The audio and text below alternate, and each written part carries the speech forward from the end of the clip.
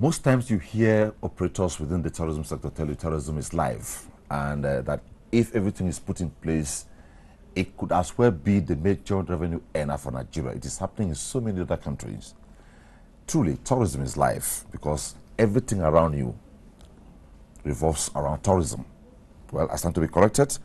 On set today, because we have said on Insight, we want to always sustain issues concerning tourism. Today, we are having the National Institute for Hospitality and Tourism in Nigeria, NIHOTO. The General, Mrs. Chika Balogun, is my guest.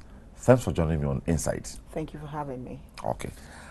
If I remember vividly, the last time you were on Insight with me, I don't know whether you've come when I was not around, I was concerned about if there was an enabling act, and you said then that you were doing something about it. Yes. Where are we with that? Thank you very much. Yes, when I last visited Insight, and I haven't been since the last time I was here, we were in the process of starting to, push for a bill establishing the National Institute for Hospitality and Tourism. And I can say to the glory of God that this 8th Assembly has passed the bill establishing the National Institute for Hospitality and Tourism. Both houses have passed it. We're now waiting for it to get to our president, and I am very sure that he will very graciously assent to this bill. It's been 30 years in the making. NIHOTO came into existence as a tripartite agreement between the ILO, UNDP, and the federal government of Nigeria in 1987. Actually, Nigeria won the rights to host a school to train West Africa in hospitality and tourism. That's how big the original plan was. So 30 years down the line, we didn't have a legal framework to back the work and the mandate that had been given to NIHOTO. But the 8th Assembly, has finally done it. I mean, all other assemblies in the last maybe 12 years tried. For whatever reasons, we didn't complete it. But to the glory of God, the 8th Assembly has passed the bill establishing the National Institute for Tourism and Hospitality, and also allowed us now to certify and register personnel in the industry. That is something that would revolutionize the whole training certification landscape in Nigeria. It's all about personnel in the industry. It's all about the service that we deliver, and services are delivered by human beings. Tourism is hugely about human beings and the kind of service that we deliver. Without training, it's impossible to deliver good service before we even begin to talk about excellent service. Okay. Beyond certification and maybe to harmonize operations, what other implication does it, what's the other implication of having this act in place? Oh, one, and most critical of all, is that training is now compulsory.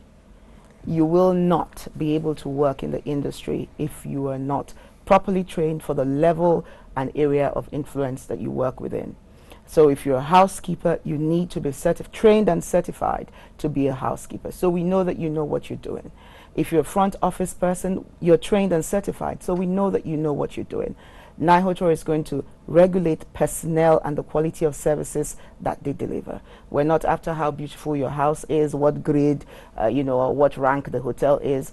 Those things don't matter to us. What we're interested in is the quality of service. And that quality of service will certainly make sure that the houses themselves are beautiful and kept in order, because people will keep coming back. Investors will come once they know that they can get good quality staffing from Nigeria. A lot of people, international investors, when they call me, the first thing they say is, so how many people do we have that are certified at international levels that we're sure we can get good capacity from? And, I haven't been able to answer very, very confidently in those terms, because the industry itself has not been up and doing in terms of training and retraining of their staff, because there's also continuous professional development. So it's not just about I've trained, I have a PhD today and then I can go to bed. No, the industry is very fluid. People demand different things at different times. So you must keep up with your training, regardless of how low or how high you start in the industry. Does the mandate of this act extend to maybe trying to stipulate what becomes of in terms of remuneration for this category of persons? No, we're not going to tell private sector, because it's largely a private sector driven industry, we're not going to tell private sector that you must pay X amount of money to people at certain categories. No. But it will work itself out without even anybody having to intervene. Because when I'm trained and qualified to deliver services, you're not going to pay me peanuts. The reason you're paying me peanuts is because you know I really don't have the capacity to deliver. You know, so why pay me more than I'm worth? But if I'm worth X amount of naira, and I'm not the only one in the industry, we're probably 1,000 of us who are front desk officers who are properly qualified and certified to do this job. The 1,000 of us, if we say we're not working because we've not been paid properly, then 1,000 hotels will shut down, or at least 500 hotels will have to shut down. Okay. So they have the power themselves as individuals, when they have the right certification, the right training, and can deliver excellence on their jobs. There's no person, no investor who would not pay you top dollar if you can deliver excellence on your job. The excellence you deliver translates to excellent profits for him or her. You know, so it's a win-win situation for all, but it's not for us at government to set bars in terms of how much people should be paid. The industry will sort that out themselves. But we do know sincerely that even the owners and investors will not mind paying top dollar if they're sure that the personnel in question deserves that amount of money. Okay, you travel out, I travel out. And several other Nigerians travel out. And at the commonest point, you sit down, you're served and you're satisfied. And will I be right or incorrect to say that this enabling act, I'm so emphatic about it because yes, you have now been given the teeth to bite. Yes. You are no more that toothless bulldog that existed for 30 years. Now, gardens, bars, are they involved in this? Absolutely. Okay. The value chain of tourism is, like you said, almost life itself. It cuts across almost every sectors in Nigeria. Hospitality being a critical and like the center, the nucleus of what happens within the tourism family. So whether you're a bar, whether you're a booker, whether you're a restaurant, you are going to have to comply. You must make sure that your staff is certified. We're not going to be unfriendly about it. This administration is people friendly. So we're not going to say because the president has assented today, then tomorrow if you don't have certified all your personnel, shut down, you know, immediately. No, there will be a time frame given to everyone to make sure that their staff get certified, and the staff who doesn't want to, you let that staff go and, you know, get one, because now you can't even employ a fresh one who is not certified. The onus is on you now to make sure that those already working get their certification within the period of time that we're going to allow. But that's going to be the face of government. Government is not going to wield the big hammer until that time lapses. Now the act is in place, and the question you ask is a template on ground where this training can hold? Oh, yes. First of all, I must correct something that I'm sure the industry thought erroneously was part of the bill. The idea to some people's minds was that NIHOTO was going to be the ombudsman, so to speak, the only place you could go to train and get certification if you wanted to work in Nigeria. No, that is not correct. You can train anywhere in any good training school in Nigeria and get your certification. You have them. You have the locations already. Oh yes, we have Wavecrest in Lagos, for instance. NIHOTO has 9 campuses. Let me speak for NIHOTO. Other schools should come to Insight and speak for themselves. But for NIHOTO, we have 9 campuses. We have Lagos, we have Benin, we have Enugu, we have Osogbo, we have Makurdi, which is coming live in September. We have Abuja here, which is the headquarters and a little of training. We have Kaduna, we have Kanu, and we have Bauchi. 9 locations in cutting across the 6 geopolitical zones in Nigeria. We're also working closely with more state governments who want to bring training closer to their people. Federal government is not going to be able to fund all of the setting up of training schools across Nigeria under the umbrella of NIHOTO, but state governments are coming to say, listen, we would want you guys to come because we know you've been at it for long enough. That's the case with Osun State. That's the case with the Benue State government as well. They graciously even gave us a training center and so much to make it happen for us to be able to be in Benue. So we're encouraging private sector people. By the reason of this bill that we have now, if I were someone in the industry who is professionally minded, who is trained enough, I'll be looking at setting up, even if I have a hotel, setting up a training school. Because now the bill says that it is mandatory and we don't have enough. This is the industry that employs the largest number of people across this country. We certainly have, at the very most, 20% of the kind of training in terms of numbers of schools and places in Nigeria. We recently, because of this as well, have started doing PPPs with people. Federal government can't do everything. We're encouraging the private sector to come on board with us because we're going to regulate the training schools. Yeah.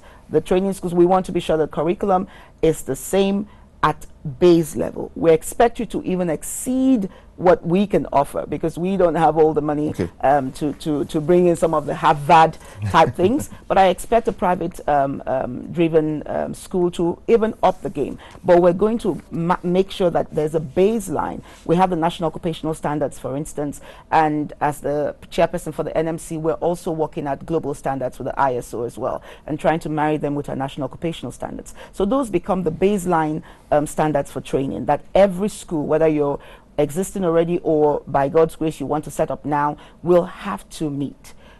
So it's a huge opportunity for people in the industry to train. Before I go back to standards, let me quickly touch, because I know that a development that opens I'll call it a new vista for tourism in Nigeria. Yeah. You recently had an MOU on Smart Job for Youth Empowerment. Yes. What does it entail? This is one of the private sector initiatives that we're driving. It's driven by Consolidated Alliance. They approached us that they want to do training, and they were happy that the bill had gone very far. But they want to go ICT, which of course is capital intensive in terms of deployment and all of that, because you must have your servers with Microsoft and so many things. It's not just as easy as having a Wi-Fi connection like people like us thought, but it's quite a lot of capital to build this up. But they were willing to make the capital investment, and they have done so. So we're in partnership with them. The project is called Project Smart Jobs. The reason the word smart is there is because you can use your phone to log online and become, an entrepreneur yourself and all of that. So your phone is the smart in it for you to be able to become employed yourself. But you must train first. And it's not just because we realize it's ICT based, so people think it's maybe go online, get it done, cram, put your answers, pass the exam, and you're gone. No, it's not going to happen that way. You do your online training, you pass your exams, and you can write your exams at any of our 9 centers in Nigeria, and more centers will join. When you're done with that, you then go for internship so that we're sure that you actually understood what you did online. Most of the internship is at a minimum of 3 months with hotels and so many other people. That's why we've asked our hoteliers as well to join us. We have an expression of interest out right now to hotels and bus companies, airlines, and all of that to join us so that we're able to send people who have trained to them as interns. You're not paying them anything, but we just want them to come and get the practical experience. It's a win-win. You're getting free labor, quote and unquote, and the child or young person is also getting to learn hands-on what they've learned on the computer or in the classroom. It's only at the end of the internship that you actually get your certification, that you're fit to do it. I see NIHOTO is linked with NBTE, all that. Are you linked with Standards Organization of Nigeria, UNIDO, and all these persons? With the MBTE, very, very close, in Nigerian parlance, very close brothers of NIHOTO. The ES, wonderful, wonderful gentleman, has been very supportive of NIHOTO and our training schemes, both training of Nigerians as a school and training of my personnel as the staff of NIHOTO. Under the MBT, they made NIHOTO, they graciously, after a lot of checks and inspections and all of that, awarded us the rights to be a training school for the skills vocational qualification framework for Nigeria, but also made NIHOTO the Sector Skills Council for hospitality, travel, and tourism trades. What this means is that we superintend a council that determines what the skill sets are per time. This council is made up of the leaders of all of the major stakeholders within the hospitality and tourism industry. cutting across even to statistics, you know, to so many other agencies that have an influence, you know, aviation, transport, and all of that have an influence on the entire tourism family. They come together and tell us per time that these are the skill sets. We need more front desk officers who can engage customers at this level. Yes. We're moving to ICT now, so we need front desk officers who are ICT driven, who can operate systems, not just the other way. It means that we immediately work on our curriculum to produce the kind of, you know, staff that they require at that time. So the Sector Skills Council will constantly, within the space of 3 years, review what they did the last time, if they needed to be kept at the same bar, or they need to go up or lower or change completely. That's what the Sector Skills Council does. So it's a bridge between what the skill sets are and what the training is, so that we're not just training what we think the industry needs, but what the industry actually needs. That's from MBTE. We're working very closely with them. They've also helped me to train my staff. Now we can proudly say that we have internal verifiers, external verifiers. External verifiers are the highest level of verifiers in the world. And NIHOTOR can boldly boast of having both internal verifiers and external verifiers, and tens of assessors. Again, these qualifications are not even just industry bound. It means that my staff can assess any sector, any work within any sector. They can verify, you know, as internal verifiers or external verifiers, any work within any sector. That's the beauty of it. So I keep telling them that NIHOTOR is boosting your paycheck, you know, for the future. But the MBT is graciously helping us to do that. Where is the place of Nigerians in all this, in terms of knowing fully well that all this exists right now? I can be sure a good number of us. I'm privileged to sit with you today and we're talking. Yes. As we speak, I'm sure people listen to you. Some are even thinking of opening up a hospitality outfit. They are not aware of this. Hearing this, it becomes a problem. So in case I fall in this category, what should I do? How do I get to NIHOTOR? Okay. First of all, www.nihotor.gov.ng. That's our website. We're currently even revamping the website so that it allows for student portals and all other type of engagements online.